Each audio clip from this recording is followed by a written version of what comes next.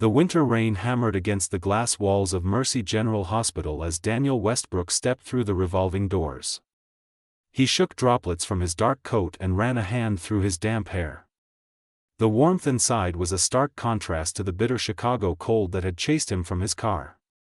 He was here for the monthly board meeting of the Children's Wing expansion project, a cause he had supported financially for the past 3 years. Architecture had made him wealthy, but giving back to the community kept him grounded, or so he told himself during the long, empty nights in his downtown penthouse. 6 months had passed since the divorce. 6 months since Rachel had signed the papers with trembling hands, tears streaming down her face as she whispered that she could not do this anymore. The infertility treatments had broken something fundamental between them. 4 years of hope followed by crushing disappointment had turned their love into something fragile and painful. They had tried everything: medications, procedures, specialists who spoke in clinical terms about their dwindling chances. The final diagnosis had been brutal in its clarity.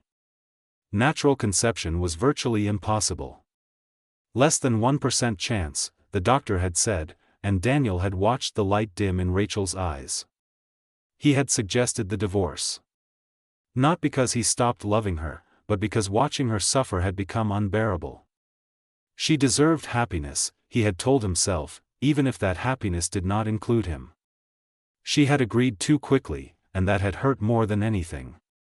They had spent one final night together, a bittersweet goodbye filled with tears and desperate tenderness, and then she had moved out of their brownstone and disappeared from his life. Daniel checked in at the reception desk and clipped the visitor badge to his lapel. The meeting room was on the 4th floor, but he had arrived early. Hospital corridors always made him uncomfortable with their antiseptic smell and hushed urgency. He decided to take a walk to clear his head before sitting through 2 hours of budget presentations and architectural renderings. The maternity ward was on the 3rd floor. He had not meant to wander there, but his feet carried him down the hallway as if pulled by invisible strings. Through the windows of the nursery, he could see rows of tiny bassinets, each holding a miracle that had been denied to him and Rachel. He stood there longer than he should have, feeling the familiar ache in his chest. When he finally turned to leave, he nearly collided with a nurse pushing a medication cart. She apologized quickly and continued down the hall. Daniel steadied himself and took a breath, then froze completely. Sitting on a bench near the elevators, partially hidden behind a potted plant, was Rachel. His heart stopped. Then it started again, too fast, too hard. She wore a simple blue sweater and dark jeans, her auburn hair pulled back in a ponytail. She was reading something on her phone, her face illuminated by the screen's glow. She looked tired but beautiful, just as he remembered. But there was something different, something that made his breath catch in his throat. Rachel shifted in her seat, adjusting her position, and her sweater pulled tight across her body. She was pregnant. Unmistakably, undeniably pregnant. The curve of her belly was prominent, well beyond the first trimester.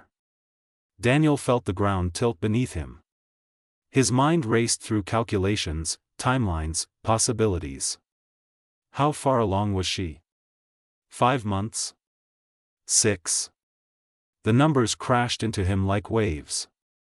6 months would mean conception around the time they had said goodbye. That final night when they had clung to each other in the darkness of their bedroom, both knowing it was the last time. But that was impossible. The doctors had been clear.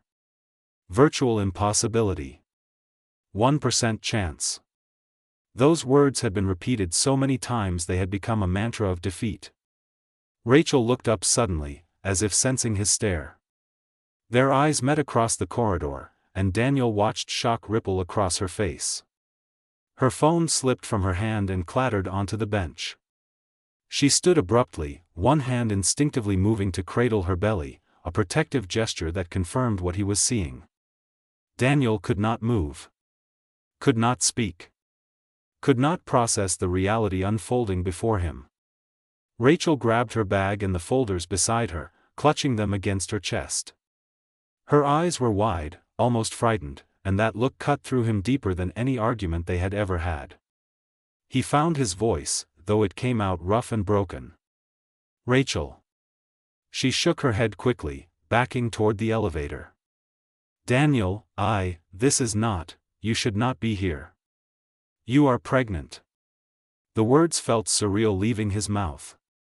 Her face flushed. That is none of your concern. How far along are you? He took a step closer, unable to stop himself. Please do not do this. Her voice cracked. Not here. Rachel, just tell me. How many months? She pressed the elevator button repeatedly, desperately. It does not matter. It matters to me. His heart was pounding so hard he thought it might break through his ribs. Is there any possibility, any chance at all, that this baby could be mine? The question hung between them like a living thing. Rachel's expression shifted through emotions too quickly to name: fear, pain, anger, something that might have been guilt. No, she whispered, but the word lacked conviction. The baby has nothing to do with you.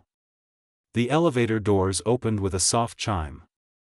Rachel stepped inside quickly, keeping her eyes down. Daniel moved forward, but she held up her hand. Please, Daniel. Just let me go. The doors slid shut, and she vanished. Daniel stood alone in the empty corridor, his reflection staring back at him from the polished elevator doors. His hands were shaking. His entire body was shaking. The impossible had just walked away from him, carrying a secret that might change everything. He pulled out his phone and stared at it for a long moment before dialing James Porter, his business partner and closest friend. I need your help, Daniel said when James answered. I need to find out the truth about something. About someone. What happened? James asked, concern evident in his voice. Daniel closed his eyes. I just saw Rachel. And James, she is pregnant. Daniel did not attend the board meeting. He could not sit in a conference room discussing budgets and blueprints when his entire world had just shattered and reformed in the span of 5 minutes. He drove home through the rain-slicked streets of Chicago, his mind replaying that moment over and over. Rachel's face. Her belly. Her fear. The way she had said the baby had nothing to do with him, as if she were trying to convince herself as much as him. His penthouse felt cavernous and cold when he entered. Floor-to-ceiling windows overlooked the city, but tonight the view brought no comfort. He poured himself a drink he did not touch and stood staring at his phone. James had promised to make some discreet inquiries, but Daniel knew he could not wait for answers that might take days. He needed to understand what was happening, and he needed to understand it now. Sleep was impossible. Daniel spent the night in his study, surrounded by medical files he had kept from their fertility treatments.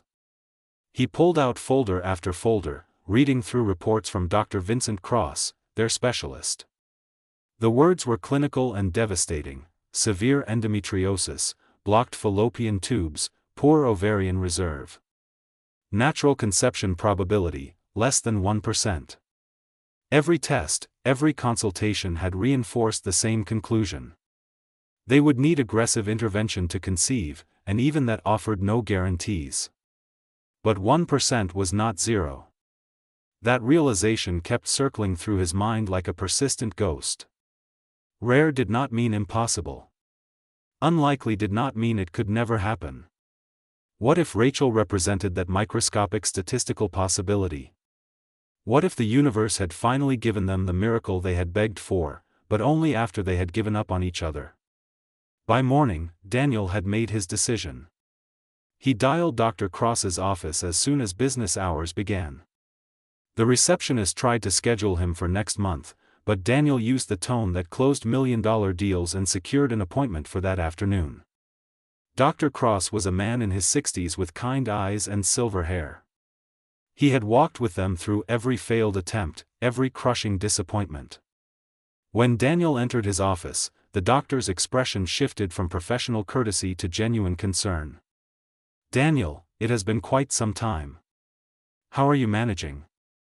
I need to ask you something about Rachel, Daniel said, skipping pleasantries. About her diagnosis. Dr. Cross folded his hands on his desk. You know I cannot discuss her medical information without her consent. I am not asking about her current status. I am asking about what you told us. The 1% chance. Is spontaneous conception truly possible? The doctor studied him carefully. Has something happened? Daniel hesitated, then decided the truth was his only option. I saw Rachel yesterday. She is pregnant. Very pregnant. Dr. Cross's eyebrows rose slightly. I see. Is it possible? Could it have happened naturally? The doctor leaned back in his chair, choosing his words with care. The human body is extraordinarily complex. We make assessments based on probabilities and medical evidence, but biology does not always follow our predictions. Yes, spontaneous conception can occur in women with severe endometriosis. It is exceptionally rare, but documented cases exist. How rare? Under 1% of women with Rachel's specific condition. But Daniel, there are other explanations. She may have sought treatment at another clinic. Donor conception. IVF with a new partner. You separated months ago. Each possibility felt like a knife twisting in his chest. I understand. May I ask how far along she appears to be? 6 months. Maybe more. Dr. Cross pulled out a calculator and began running numbers. 6 months pregnant would mean conception occurred approximately 7 months ago. When did you finalize your divorce? 6 months ago. But we were separated for a month before that. Daniel's throat tightened. We spent one last night together before she moved out. 7 months ago. The doctor set down his pen. Then it is within the realm of possibility. Those words ignited something in Daniel's chest. Hope. Terrible, dangerous hope that he had sworn never to feel again. What should I do? Talk to her, Dr. Cross said gently. These questions cannot be answered through speculation. Only Rachel can give you the truth. Daniel left the office with more questions than answers. He sat in his car for 20 minutes before calling James. I found her address, James said without preamble. She is living in a walk-up in Wicker Park. Small place, renting month to month. No record of a partner living with her. No joint accounts, no shared lease. You are certain? As certain as I can be without breaking any laws. Daniel, what are you going to do? I am going to talk to her. Are you sure that is wise? She made it clear she does not want contact. I do not care about wise anymore, Daniel said. I need to know if that child is mine. The drive to Wicker Park took 30 minutes through afternoon traffic. Rachel's building was old but well-maintained, red brick with white trim and a small garden in front. Daniel climbed the steps to the entrance and found her name on the buzzer panel, Arthur Monroe. She had gone back to her maiden name. That detail hurt more than it should have. He pressed the button. No answer. He tried again, then a third time. Still nothing. She is not home. The voice came from behind him. Daniel turned to find an elderly woman with sharp blue eyes and silver hair pulled into a neat bun. She carried 2 bags of groceries and regarded him with undisguised suspicion. I am looking for Rachel, Daniel said. I gathered that. And you are? Daniel Westbrook. I am her. I was her husband. The woman's expression hardened. So you are the one who broke her heart. The accusation stung because it was accurate. I am trying to fix that. Do you know when she will be home? She works late on Thursdays. Prenatal appointment after her shift. You want to see her, you will have to wait. Prenatal appointment, Daniel repeated. Is she going alone? The woman, whom he assumed was Mrs. Patricia Hayes based on the nameplate beside apartment 2A, softened slightly. Every single appointment. That girl has nobody looking after her except me, and I am too old to be climbing stairs to check on her every day. How is she doing? Is she healthy? Is the baby okay? Mrs. Hayes studied him for a long moment. Why do you care? You signed papers that said you did not want to be part of her life anymore. That was before. Daniel stopped, unsure how to finish that sentence. Before you knew about the baby, Mrs. Hayes finished for him. Let me give you some free advice, young man. Rachel is scared. She is alone. She is working herself to exhaustion trying to prepare for a child she thought she could never have. If you are here to make things harder for her, then you should leave now and not come back. I am not here to hurt her, Daniel said quietly.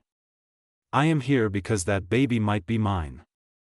Mrs. Hayes's eyes widened. Might be? She did not tell you?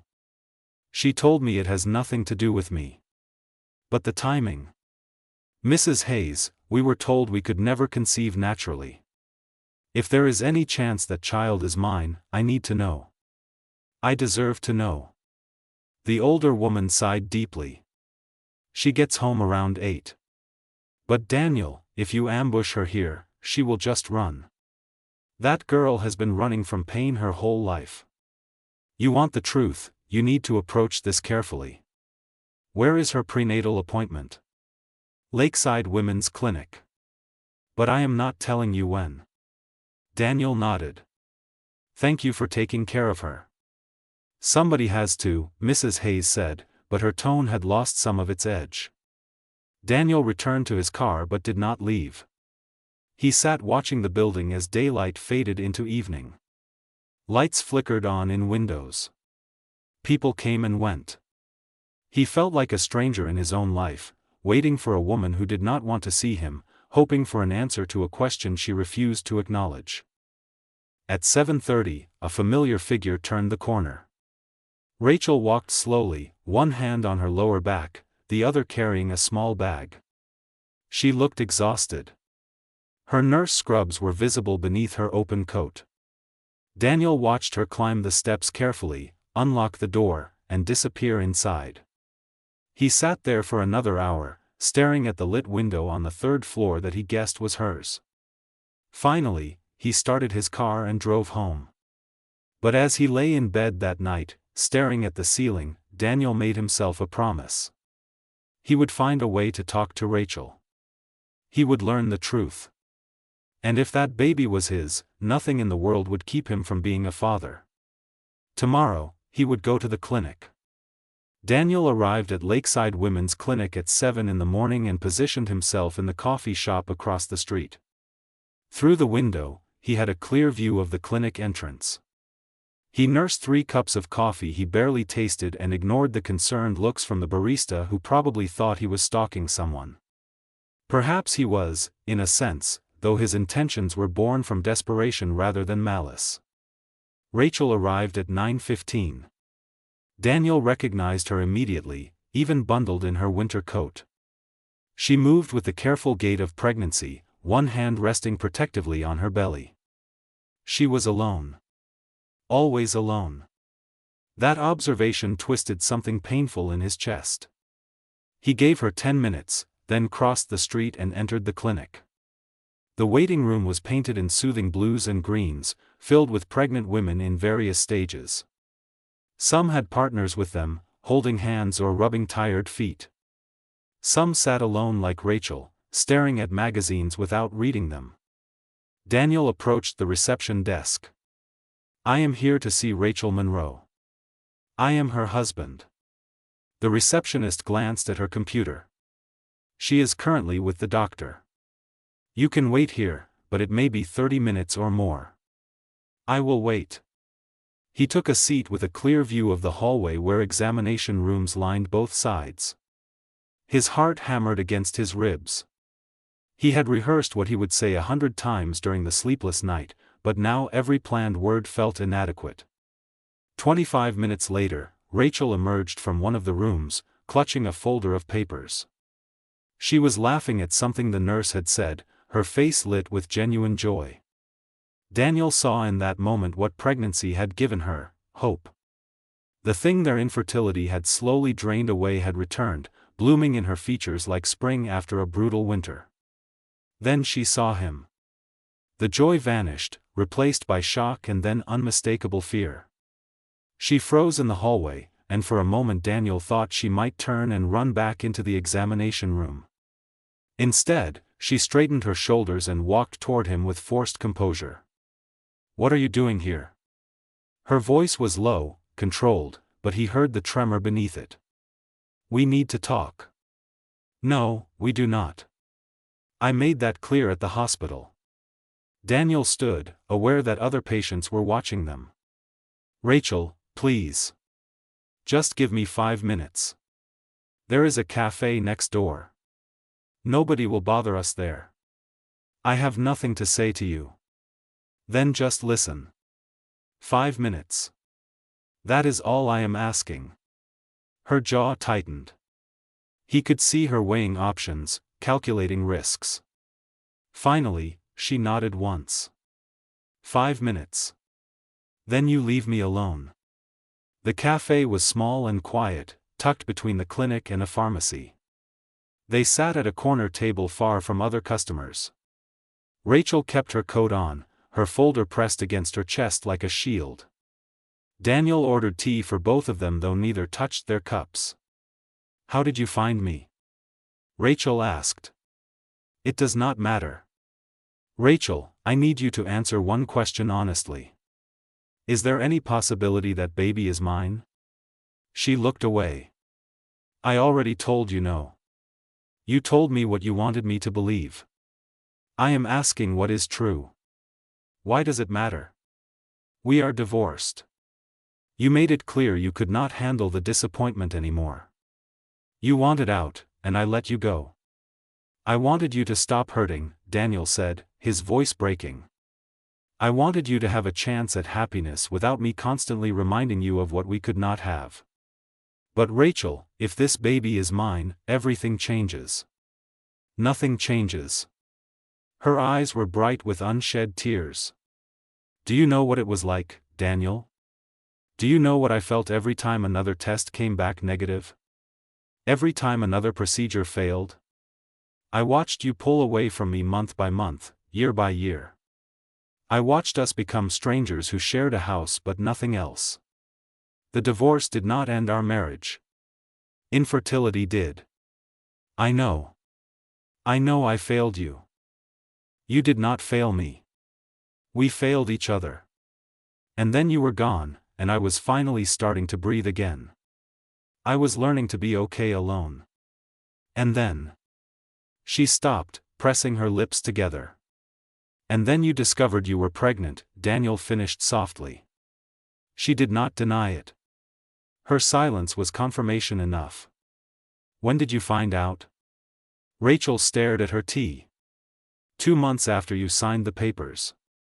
I thought I was sick. The nausea would not stop. I went to the doctor thinking I had food poisoning or stress. They ran tests." Her voice dropped to a whisper. "When they told me, I thought they had made a mistake. I made them check 3 times. Daniel felt tears burning in his eyes. "Why did you not tell me?" "Because it was impossible. Because for 4 years, every doctor told us it would never happen naturally. Because I thought maybe it was not yours, that somehow I had. I do not know. I was terrified and confused, and I could not face telling you something that might not even be true. But you suspect it is mine.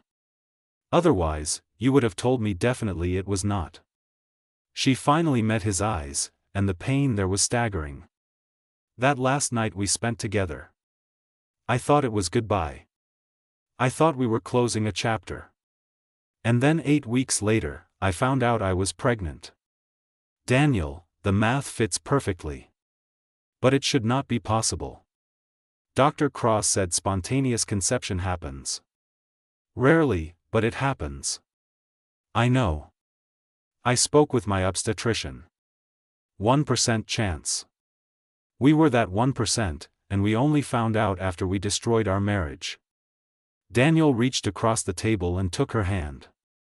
She tried to pull away, but he held gently, persistently. "Rachel, I need to know for certain.